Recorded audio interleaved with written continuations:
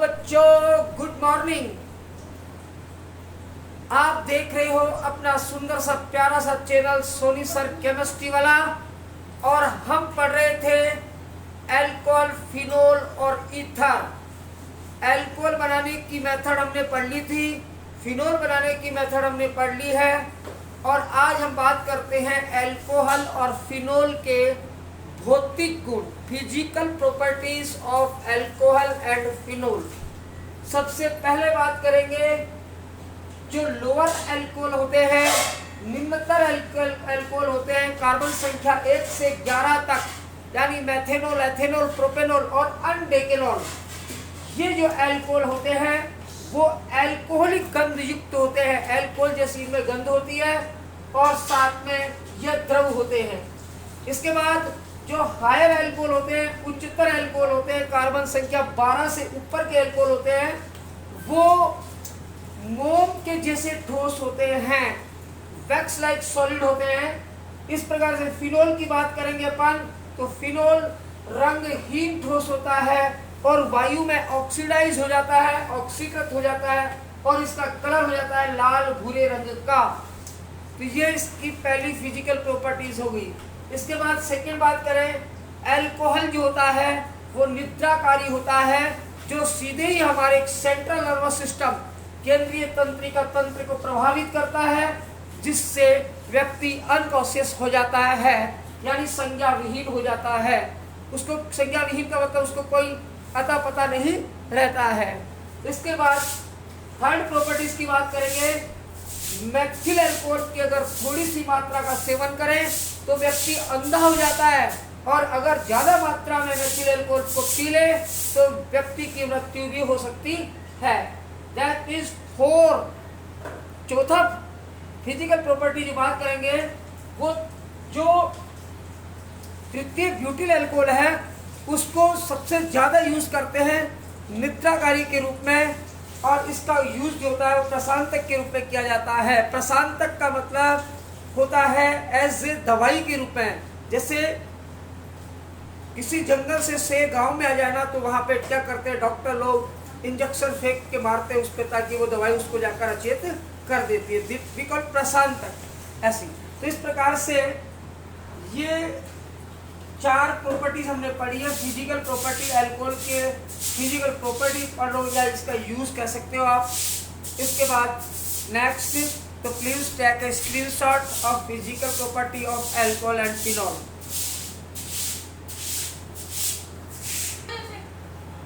Alcohol की जल में विलेयता। नेक्स्ट फिजिकल प्रॉपर्टी बात करेंगे कि अल्कोहल जल में विलय है या नहीं है।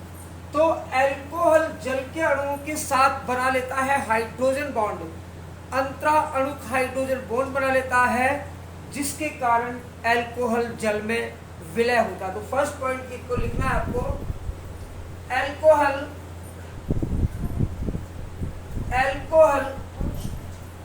जल के साथ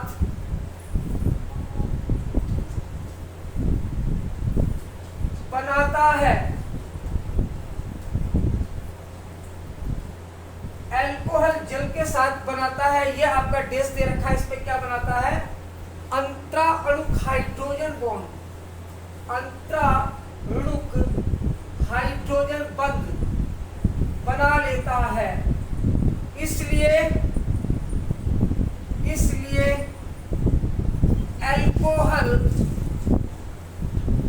जल में विलय होते हैं। ये तो ध्यान रखना है। अल्कोहल जल के साथ हाइड्रोजन बॉन्ड बनाते हैं, जिसके कारण अल्कोहल जल में विलय होते हैं। तो अल्कोहल अणु की और जल के अणु के बीच में अपन को हाइड्रोजन बॉन्डिंग अगर दर्शानी है तो आप इसको दर्शा सकते हो, जैसे ये आपका अल्कोहल है। इसी प्रकार से नेक्स्ट ये आपका जल का मॉलिक्यूल्स है। इसी प्रकार एक अणु फिर से आपका अल्कोहल है, एक अणु फिर से जल का है। तो ये जल के, अब देखो ध्यान से समझना है, यहाँ पे टेल नेगेटिव चार्ज होता है, यहाँ पे टेल पॉजिटिव। इस प्रकार इनके बीच में अपन हाइड्रोजन बॉन्ड बना सकते हैं। इसी प्रकार यहाँ पे डेल नेगेटिव, यहाँ पे डेल पॉजिटिव, इस प्रकार से ये बॉन्ड बन सकता है। इसी प्रकार इस ऑक्सीजन पर भी डेल नेगेटिव, डेल पॉजिटिव ये बॉन्ड बन सकता है। तो इस प्रकार से जो अल्कोहल और जल के अणु के बीच में अंतरा अणु हाइड्रोजन बन पाया था, इसके कारण इसके जल में विलेयता हुई थी। तो अपन इसको लिख सकते हैं अल्कोहल एवं जल अणु के मध्य, जल अणुओं के मध्य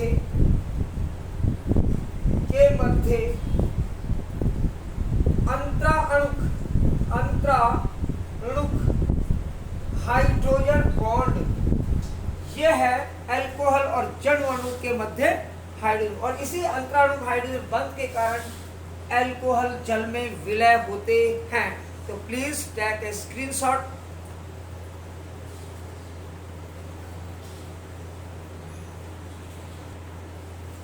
नेक्स्ट अब बात करते हैं, जैसे अल्कोहल का फॉर्मूला होता है ROH।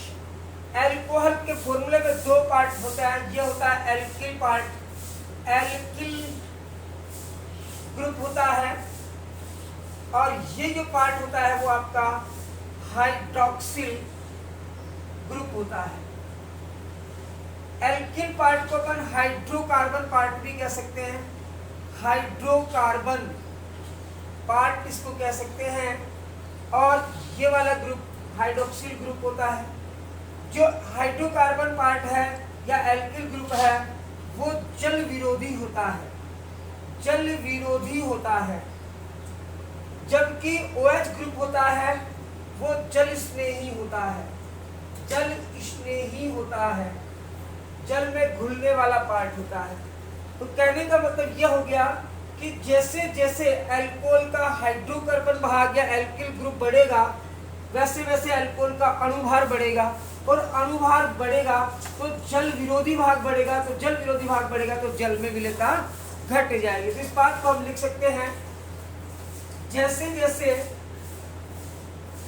जैसे जैसे हाइड्रोकार्बन भाग बढ़ता है तो अणुभार बढ़ता है,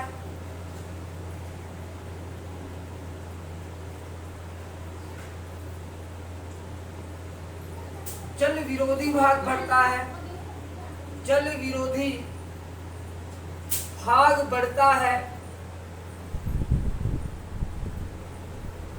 और अतः अल्कोहल की जल में विलेयता घटती है। अल्कोहल की जल में विलेयता घटती है, घटती है। ध्यान देने की बात है, हाइड्रोकार्बन मैं कुछ अल्कोहल लिखता हूं और आप देखना, CH3OH मेथेनॉल है, C2H5OH एथेनॉल है, C3H7OH propanol, C4H9OH methanol, ethanol, propanol और ब्यूटेनॉल। अगर मैं कहूं कि हाइड्रोकार्बन भाग सबसे ज्यादा इसमें है, तो मैंने बोला हाइड्रोकार्बन भाग बढ़ेगा, अणुभार भाग बढ़ता है, और अणुभार का मतलब जल विरोधी भाग बढ़ेगा तो विलेयता घटेगी। तो इसका मतलब हुआ सबसे ज्यादा विलय हुआ मैथिल अल्कोहल और सबसे कम विलय हुआ ब्यूटिल अल्कोहल। तो इसका मतलब यह है कि ये जो क्रम हमने लिखा है वो लिखा है अल्कोहल की जल में विलेयता का घटता क्रम। अल्कोहल की जल में विलेयता का घटता क्रम है, घटता क्रम।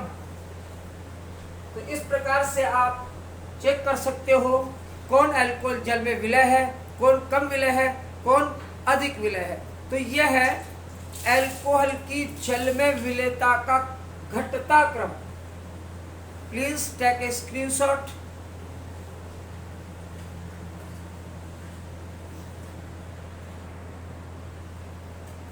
नेक्स्ट अब बात करते हैं, ये जो हाइड्रोक्सिल भाग है जिसको कहते हैं जल स्नेही भाग।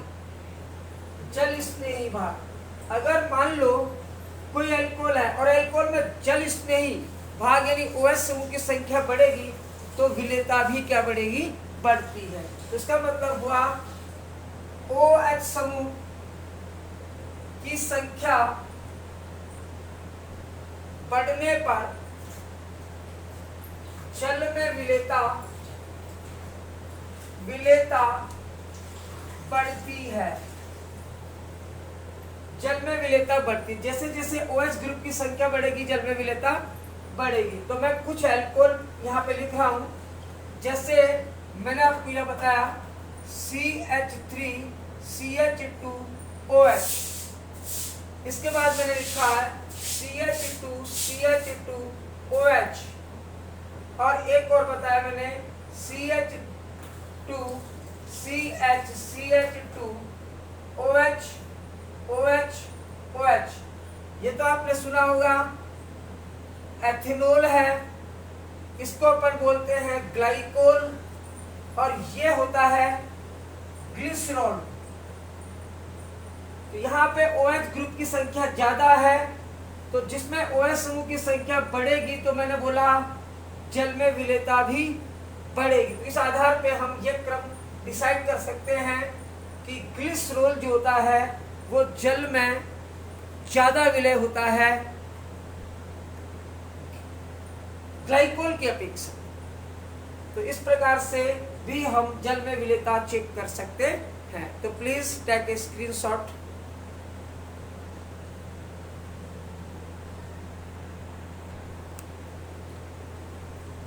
तो अब हम अल्कोहल की नेक्स्ट फिजिकल प्रॉपर्टी लेते हैं, अल्कोहल के क्वथनांक, बॉइलिंग पॉइंट ऑफ अल्कोहल। तो अल्कोहल जो अणु होते हैं वो ध्रुवीय होते हैं। कैसे होते हैं?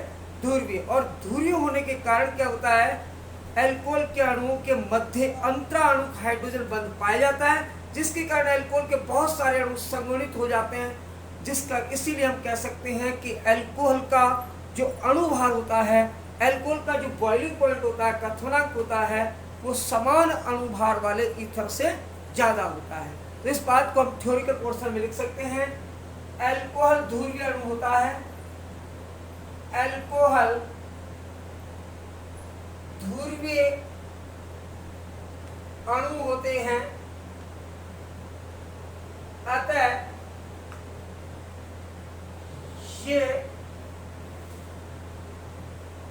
आपस में अंतराणुक हाइड्रोजन बंध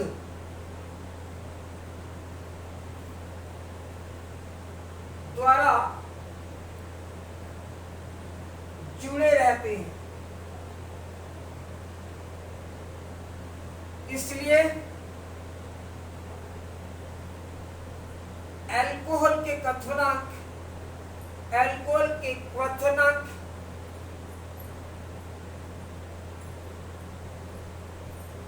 समान अणुभार वाले ईथर से अधिक होते हैं।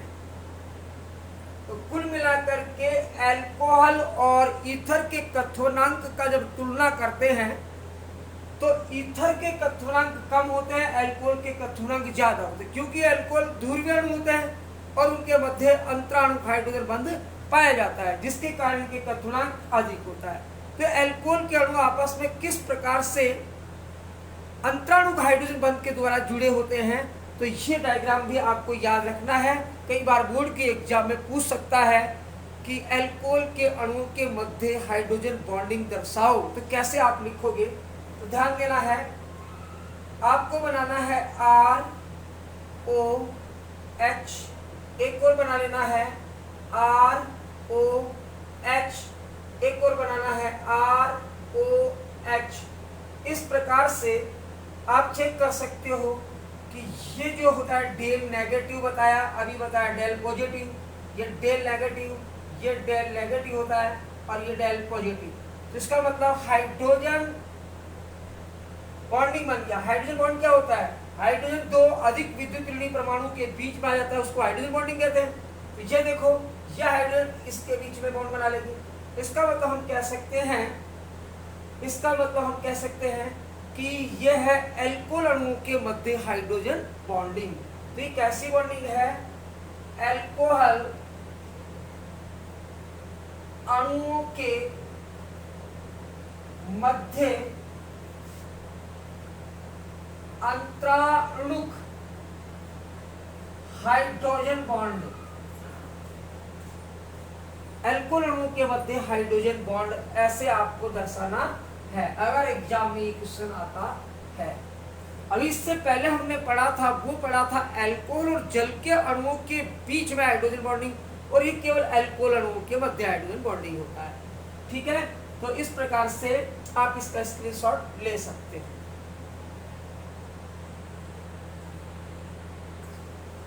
एक अपन ने ये बात कंफर्म आप दिमाग में बिठा लेना कि एल्कोहलों की जो क्वथनांक जो होते हैं वो समानुपाती होते हैं अणुभार। जैसे जैसे अणुभार बढ़ेगा एल्कोहलों के क्वथनांक भी बढ़ेंगे। एक पॉइंट याद रखना, ये होता है वैन डर वाल आकर्षण बल के समानुपाती होता है, और यह होता है इसके समानुपाती पृष्ठीय क्षेत्रफल। ये सारी एक दूसरे के समानुपाती होती है। लेकिन अगर बात करेंगे समावयवी एल्कोहल, तो समावयवी एल्कोहलों के जो क्वथनांक होते हैं, एल्कोहल के क्वथनांक जो हैं वो होते हैं शाखाओं के व्युत्क्रम। इसका मतलब हुआ अगर कार्बन परमाणु की संख्या समान है, अणुभार समान है, ऐसी स्थिति में आप ब्रांच देखोगे, शाखाएं बढ़ेगी तो अणुभार घटेगा, तो इसके लिए हम यह फॉर्मूला याद रखना कि समावयवी एल्कोहलों में शाखाओं के बढ़ने से पृष्ठीय क्षेत्रफल कम हो जाता है, और पृष्ठीय क्षेत्रफल कम हो जाएगा तो क्वथनांक भी क्या हो जाएगा? घट जाएगा। ठीक है, तो इसका मतलब आप इसको थ्योरी में लिख सकते हो कि समावयवी डायरेक्ट एग्जाम्पल देखो, ये तो आपको याद रखना है। मैं आपको एग्जाम्पल देता हूँ, 3 एल्कोहल लिखता हूँ यहाँ पे, 1 2 3 4 CH2OH,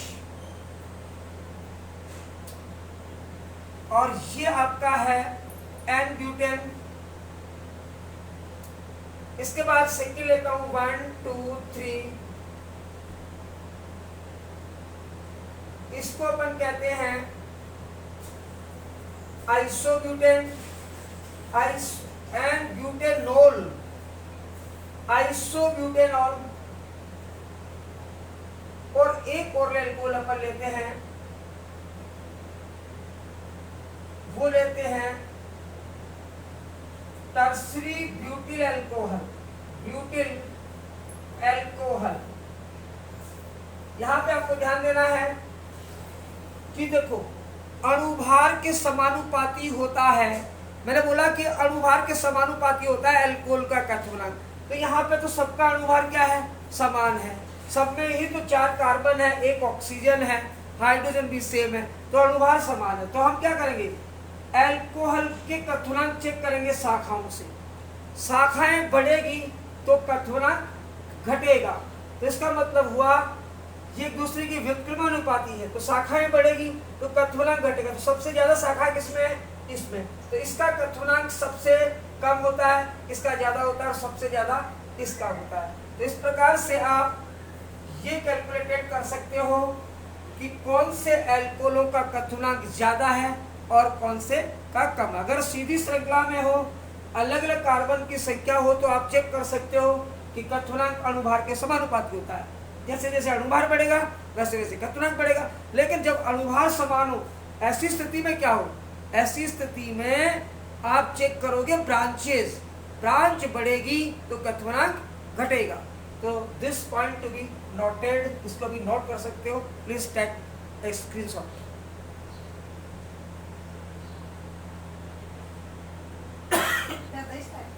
तो अब अपन देखेंगे एनसीईआरटी के कुछ क्वेश्चंस देखेंगे।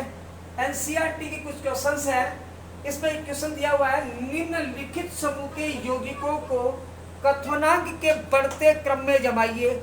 आपको यहाँ पे चेक करना है किसका कथनांक ज्यादा है किसका कम है, इसको बढ़ते क्रम में आपको लिखना है। तो इसको लिखने के लिए सबसे पहले आपको इनके फॉर्मूले साथ में लिखने पड़ेंगे, तो अपन फॉर्मूले लिखेंगे, है ना। उससे पहले तो अपन बात करते हैं नेक्स्ट। तो मैं 2 मिनट प्लीज वेट। तो आज क्या है, आलू की टिक्की खाई थी तो पानी मांग रहे हैं, इसलिए प्लीज कोई पानी तो लेके आओ भैया।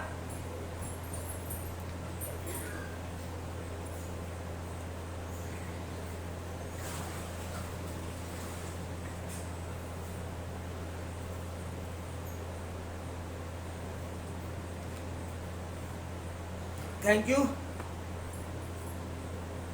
हाँ, अब आते हैं इस पे। देखो सबसे पहले आपको क्या चेक करना है, सबसे पहले आपको चेक करना है कार्बन की संख्या। देखो मेथेनॉल है, एथेनॉल है और प्रोपेनॉल है, तो 3 तो ये हो गए, मेथेनॉल एथेनॉल।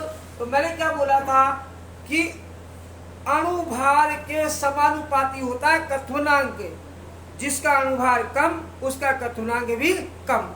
तो इसमें यहां से साफ दिख रहा है मेथेनॉल का कथनांक क्या है, सबसे एक कार्बन है, मेथेनॉल का कथनांक सबसे कम है। इसका मतलब हुआ सबसे कम कथनांक किसका है, मेथेनॉल का। CH3OH सबसे कम, बढ़ते क्रम में जमाना है आपको, तो सबसे कम कथनांक मेथेनॉल का। इसमें 2 कार्बन इसलिए इसका ज्यादा, C2H5OH। इसमें 3 कार्बन है इसलिए इसका ज्यादा, C3H7OH।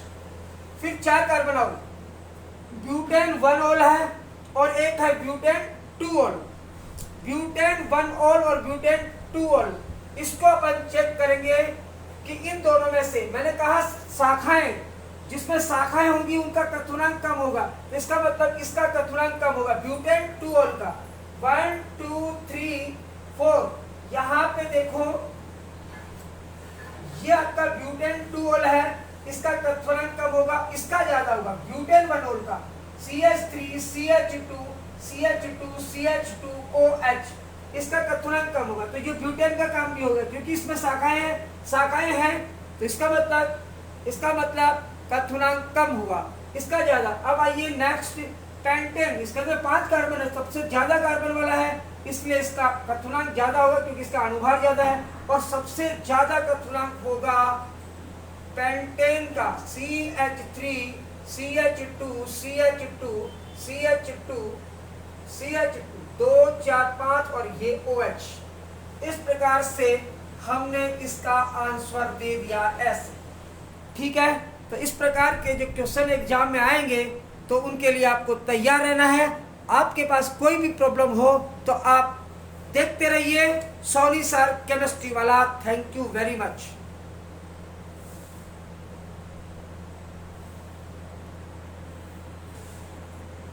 और अब मिलते हैं नेक्स्ट वीडियो में। Thank you.